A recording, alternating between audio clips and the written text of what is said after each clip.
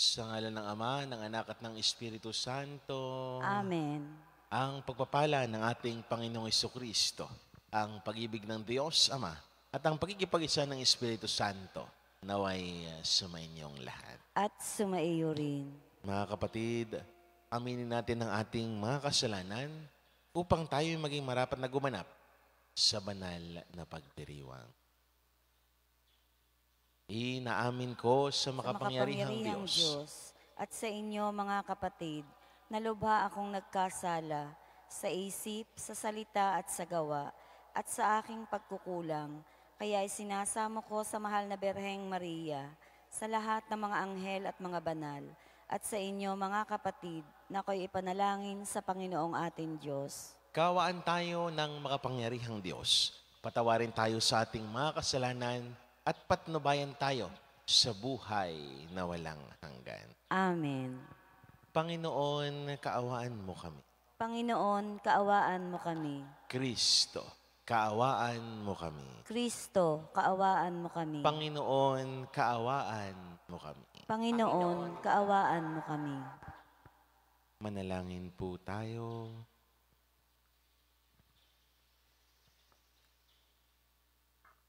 Ama naming makapangyarihan, lingapin mo at kupkupin ang iyong sambayanan, sapagkat kami mahihinang tao lamang, napawang babagsak kapag di mo inalalayan.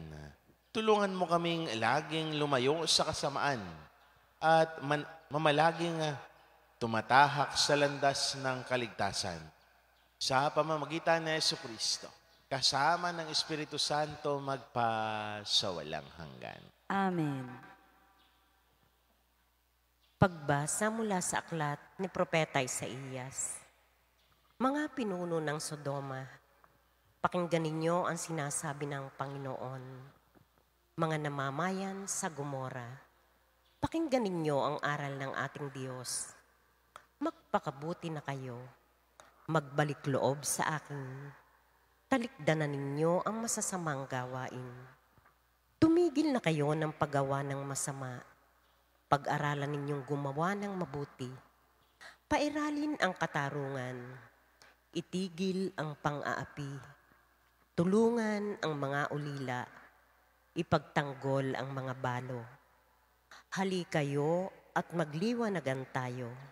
Gaano man karami ang inyong kasalanan, handa akong ipatawad ang lahat ng iyan. Kahit na kayo'y maruming-marumi sa kasalanan, kayo'y magiging busilak sa kaputian. Kung kayo'y susunod at tatalima, pasasaganain ko ang ani ng inyong lupain. Ngunit kung magpapatuloy kayo sa inyong pagsuway, ay tiyak na kayo'y mamamatay. Ito ang sabi ng Panginoon.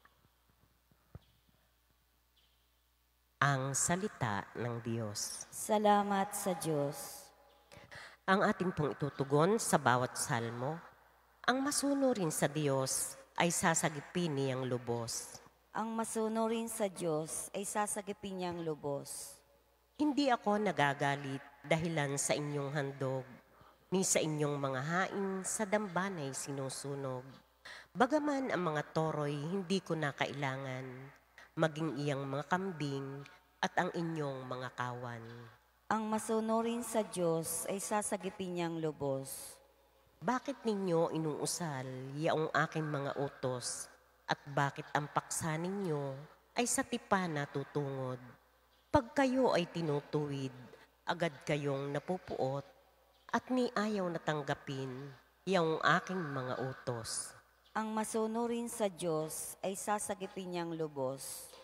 Kahit ito ay ginawa, hindi kayo alumana, kaya naman ang akala, kayo't ako'y magkaisa. Ngunit ngayon, panahon ng kayo'y aking pagwikaan, upang inyong maunawa ang ginawang kamalian. Ang parangal na nais ko na sa aking ihahain, ay handog ng pasalamat, pagpupuring walang maliw. Akin namang ililigtas ang lahat ng masunurin. Ang masunurin sa Diyos ay sasagipin niyang lubos.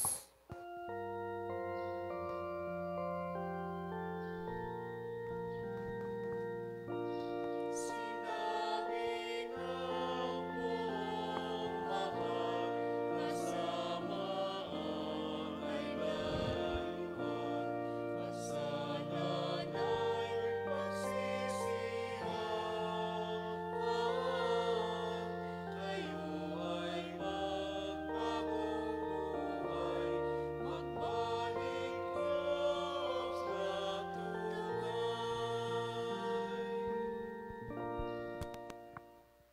Sumainyo ang Panginoon. At sumaiyo rin. Ang mabuting balita ng Panginoon ayon kay San Mateo. Papuri sa iyo, Panginoon. Noong panahong iyon, sinabi ni Jesus sa mga tao at sa kanyang mga alagad, ang mga eskriba at mga pareseyo ang kinikilalang tagapagpaliwanag ng kautusan ni Moises. Kaya't gawin ninyo ang tinuturo nila at sundin ang kanilang mga iniutos. Ngunit huwag ninyong tularan ang kanilang gawa, sapagkat hindi nila isinasagawa ang kanilang ipinangangaral. Nagbibigay sila ng mabibigat na dalahin at ipinapapasan sa mga tao. Ngunit ni daliri ay ayaw nilang igalaw upang tumulong sa pagdadala ng mga iyon. Pawang pakitang tao lang ang kanilang mga gawa. Nilalaparan nila ang kanilang mga pilakterya at hinahabaan ang palawit sa laylayan ng kanilang mga damit. Ang ibig nila'y ang mga upuang pangdangal sa mga piging at ang mga tanging luklukan sa mga sinagoga. Ang ibig nila'y pagpugayan sila sa mga liwasang bayan at tatawaging guro. Ngunit kayo, huwag kayong patawag na guro sapagkat iisa ang inyong guro at kayong lahat ay magkakapatid. At huwag ninyong tawaging ama ang sinumang taong nasa lupa sapagkat iisa ang inyong ama, ang amang nasa langit. Huwag kayong patawag na tagapagturo, sapagkat iisa ang iyong tagapagturo, ang Mesiyas. Ang pinakadakila sa inyo ay dapat maging lingkod ninyo. Ang nagpapakataas ay ibababa, at ang nagpapakababa ay itataas. Ang mabuting balita ng Panginoon. Pinupuri ka namin, Panginoong Hesukristo. Magandang umaga po sa inyong lahat. At sa mga patuloy na nakikisa sa atin sa ating Facebook Live, magandang umaga din po. Mga kapatid, itinuturo po sa atin ng Panginoon na ang panahon ng Kwaresma ay panawagan sa atin na hindi lang basta tayo magsalita, kundi samahan natin ng gawa. Hindi katulad ng mga Pariseo at mga eskriba na hanggang salita lang sila, hanggang sa pagtuturo lamang, pero hindi nila nilalapat ito sa kanilang buhay. Kaya nga mga kapatid, napakaganda ho ng ating unang pagbasa na tayo ay inanyayahan ni Jesus na tawagin ang mga taong nagkasala, na magsisi mula sa mga kasalanan at manumbalik sa Diyos. Tigat ito ang ating isang gawain tuwing Kwaresma. Nagsisisi at manumbalik sa Diyos. Pero ipinapakita sa atin ng mabuting balita na hindi sana tumitigil sa ganun na lamang. Hindi sana tumitigil sa pagsasalita lamang na tayo ay magbabago, kundi laki pa natin ng gawa. Mga kapatid, sabi sa unang pagbasa, gaano man kalaki ang pagkakasala at pagkukulang, ang Panginoon ay patuloy na nagmamahal sa atin. Kaya nga gusto ng Diyos makita sa atin na tayo ay hindi lang nagiging malinis sa panlabas na anyo, kundi pati sa loob. Yun bang hindi pakitang tao ang ating pagdulog sa Kanya? Yun bang hindi pakitang tao ang ating pagsisisi? Kundi nilalaki pa natin ng gawa sa ating buhay. Mga kapatid, ito yung hindi nakita ni Jesus sa mga Pariseo at mga eskriba sa mabuting balita. Madalas kilala ang mga pinuno ng mga Hudyo bilang mga ngaral at mataas ang posisyon sa buhay. Ngunit sila nga'y tagapagpatupad lamang. Ngunit ayaw nilang isabuhay ang kanilang tinuturo. At ang gusto nila, ang mga tao lamang ang mahihirapan. Kaya nga sila pa ang dumadagdag sa pamatok ng kanilang kapwang nangangailangan. Kaya tinuligsa sila ni Jesus ang kanilang pagiging mapagpaimbabaw. O sa ibang salin, ang pakitang tao o ipokreto. Kaya mga kapatid, sa ayaw man natin o gusto natin, ilan sa atin ang mayroong ganyang pag-uugali. Ang gusto nila, sila ang masusunod. Yun bang nagmamagaling pero ayaw naman sa buhay ang kung anuman ang sinasabi. Maaring isa sa atin ang may ganong mga ugali. Yun bang turo tayo ng mabuti para sa iba, pero tayo ba? Na isabuhay ba natin ang mga bagay na ating tinuturo? Kaya nga, ang tawag sa atin ay parang nagsusuot tayo ng maskara upang magmukhang mabuti at matuwid sa harap ng napakaraming tao. Subalit, sa loob naman natin ay may mga nakatagong hangarin na hamakin ang iba. Mga kapatid, ngayong panahon ng Kwaresma, pag nilayan natin ang ating mga sarili, tanungin natin, tayo ba ay madalas nagiging katulad ng mga iskriba at pariseyo? Napakitang tao lamang ang ating paggawa ng mabuti, na mayroon naman tayong tinatagong lihim. Tanungin din natin kung tayo ba ay gumagawa ng naayon sa ating kalooban, ng naayon sa kalooban ng Diyos. Ang pagtulong ba natin sa kapwa ay taos-puso o may binabalak din tayo? Ang paggawa ba natin ng mabuti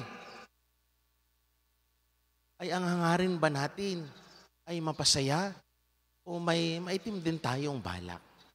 Mga kapatid, tanungin natin ang ating mga sarili. Kung tayo ba ay gumagawa ng mabuti dahil gusto natin, dahil kaloob natin. Mga kapatid, ang hamon sa atin ni Jesus sa mabuting balita ay pagkakaroon ng kababaang loob, sapagkat ito ang magpapataas sa atin bilang pangako na tayo'y kakamit ng tunay na buhay na walang hanggan. At naway sa pagiging mapagpakumbaba natin, lalong-lalo na nitong panahon ng Kwaresma, ay patuloy tayo na gumawa ng mabuti at matuwid na bagay sa ating kapwa. Hindi para maging sikat tayo, kundi ipakita ang ating pagmamahal sa kanila, na siya ring tanda ng pagmamahal ng Diyos para sa atin. Ang Diyos, si Jesus, siya'y anak ng Diyos, hari natin. Pero kita ninyo, anong naging luklukan niya? Ano ang naging koronan niya? Koronang tinik. Pinasan ni Jesus ang ating mga kasalanan. Hindi siya gumawa para papurihan. Hindi siya gumawa para parangalan. Gumawa siya upang ipakita sa atin ang tunay at tapat niyang pagmamahal.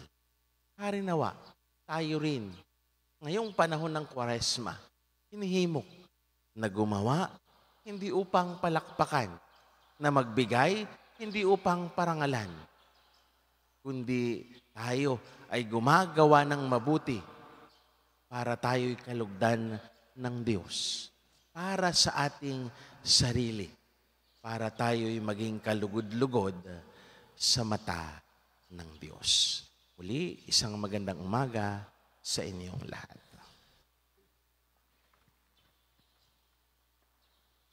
Sundin natin ang mga pangaral ng ating Panginoon na siyang nagturo sa atin na tuparin ang kanyang gawain ng may kababaang loob at walang pagmamagaling. Panginoon, dinggin mo ang aming panalangin. Panginoon, dinggin mo ang aming panalangin.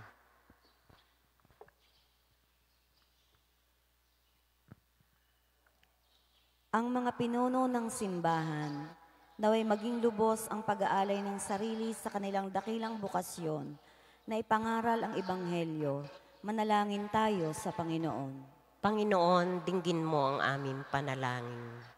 Ang mga magulang at guro, naway makita ang kanilang mga itinuturo sa pamamagitan ng pagpapatoo at mabubuting halimbawa. Manalangin tayo sa Panginoon. Panginoon, dinggin mo ang aming panalangin. Atin nawang laging sikaping gawin ang matuwid upang maging isang buhay na kapangyarihang nagkakabisa sa ating mga pagkilos ang salita ng Diyos. Manalangin tayo sa Panginoon. Panginoon, dinggin mo ang aming panalangin. Atin nawang kalingain ng may pag-ibig at habag ang mga may sakit, mga matatanda at mga nangungulila. Manalangin tayo sa Panginoon. Panginoon, dinggin mo ang aming panalangin. Ang mga namayapa naway makatagpo ng kapahingahan at bagong buhay sa kaharian ng Diyos. Manalangin tayo sa Panginoon. Panginoon, dinggin mo ang aming panalangin.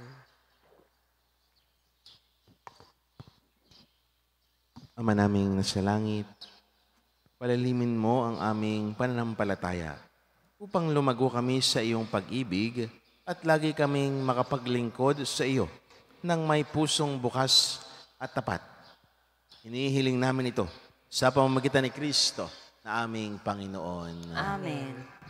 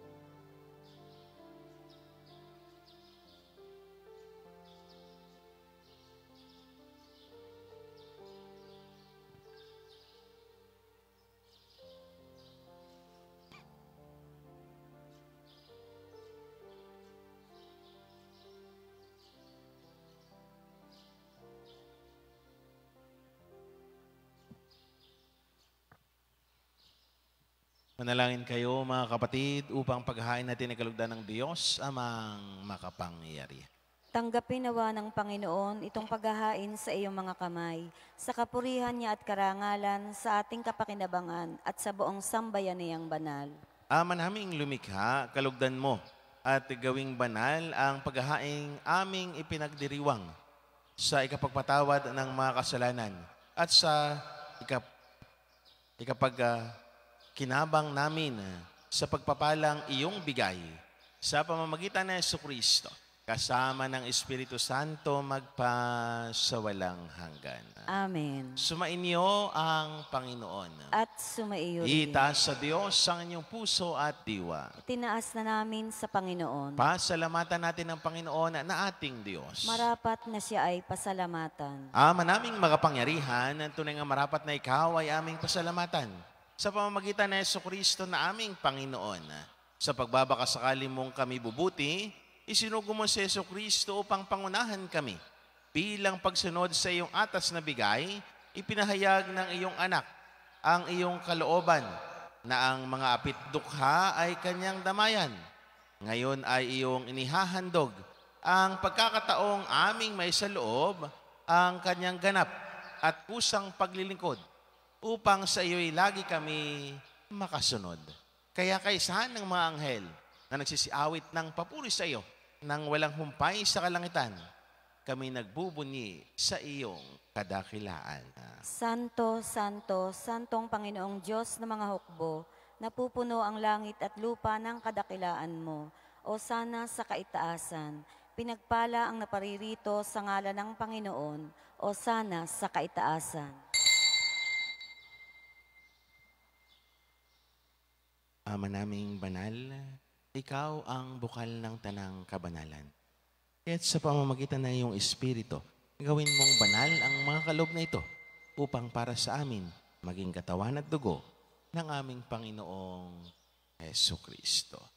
Bago niya pinagtiis ang kusang loob na maging handog, hinawakan niya ang tinapay, pinasalamatan kaniya, pinaghati-hati niya iyon, iniabot sa kanyang mga alagad at sinabi, tanggapin ninyong lahat ito at kanin. Ito ang aking katawan na ihahandog para sa inyo.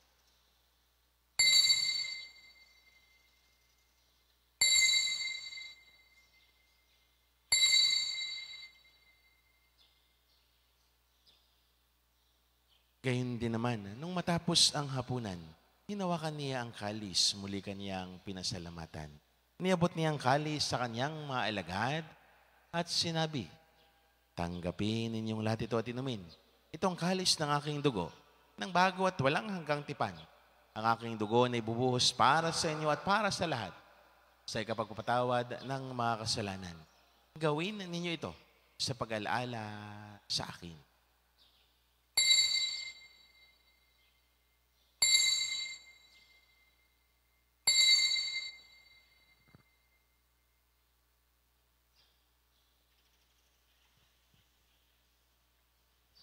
Ipagbunyin natin ang misteryo ng pananampalataya. Si Kristo'y namatay, si Kristo'y nabuhay, si Kristo'y babalik sa wakas ng panahon.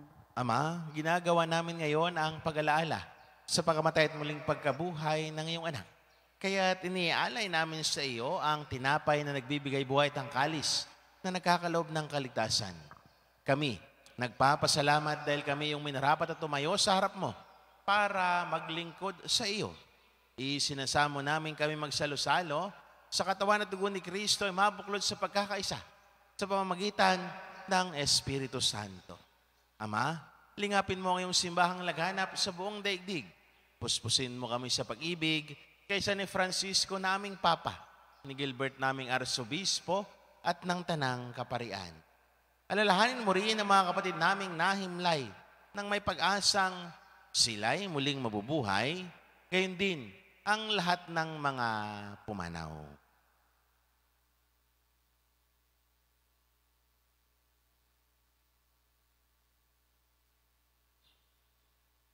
Kaawaan mo sila at patuloyin sa iyong kaliwanagan.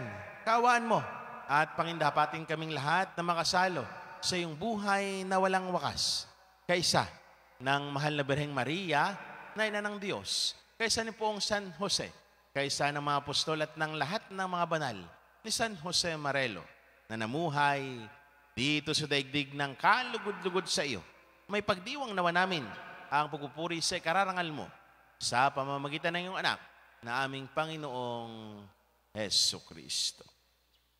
Sa pamamagitan ni Kristo, kasama niya at sa Kanya, ang lahat ng parangal papuri sa iyo, Diyos, Amang makapangyarihan, kasama ng Espiritu Santo, magpa sa walang hanggan.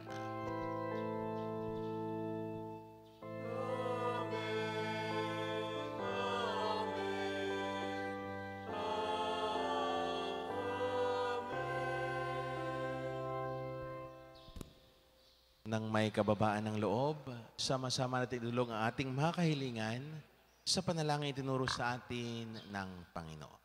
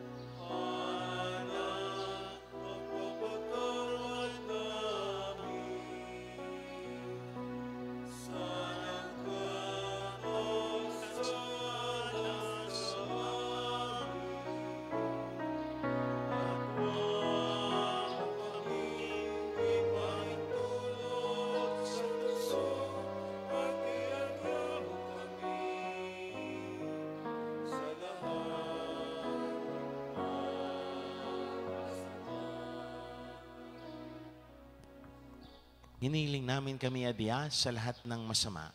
Pagkalooban ng kapayapaan araw-araw, iligtas sa kasalanan tilayo sa lahat ng kapahamakan. Samantalang aming pinananabikan ang dakilang araw ng pagpapahayag ng tagapagligtas naming si Heso Kristo. Sapagkat iyo ang kaharian at ang kapangyarihan at ang kapurihan magpakailanman. Amen. Panginoong Heso Kristo, sinabi mo sa iyong mga apostol, kapayapaan ang iniiwan ko sa inyo. Ang aking kapayapaan ang ibinibigay ko sa inyo. Tunghayan mo ang aming pananampalataya at huwag naman ang aming mga pagkakasala. Pagkalooban mo kami ng kapayapaan pagkakaisa ayon sa iyong kalooban, kasama ng Espiritu Santo, magpasawalang hanggan. Amen. Ang kapayapaan ng Panginoon ay laging sumainyo. At sumaiyo rin. Magbigayan kayo ng kapayapaan sa isa't isa. Peace be with you po. Kordero ng Diyos na nag-aalis ng mga kasalanan ng sanlibutan, maawa ka sa amin. Kordero ng Diyos na nag-aalis ng mga kasalanan ng sanlibutan, maawa ka sa amin. Kordero ng Diyos na nag-aalis ng mga kasalanan ng sanlibutan, ipagkaloob mo sa amin ang kapayapaan.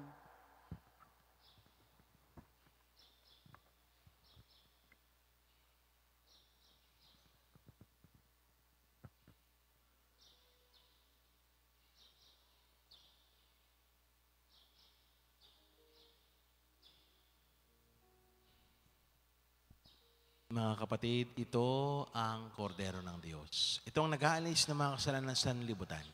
Mapapalad tayong naniyahan sa kanyang piging. Panginoon, hindi ako karapat-dapat na magpatuloy sa iyo, ngunit sa isang salita mo lamang ay gagaling na ako.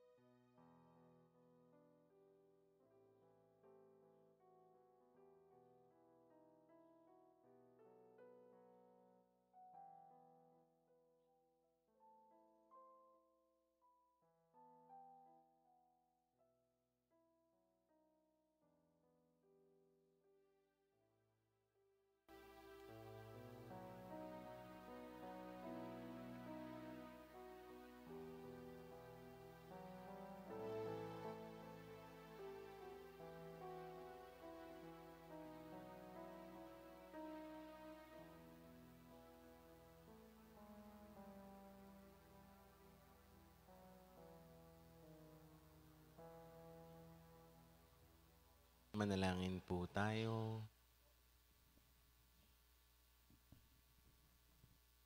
Ama naming mapagmahal, sa aming banal na pagsasalong ito, katapatan sa pamumuhay namin dagdagan mo at tulungan mo kaming mamalaging kalugod-lugod sa iyo sa pamamagitan ni Jesucristo, kasama ng Espiritu Santo magpasawalang hanggan.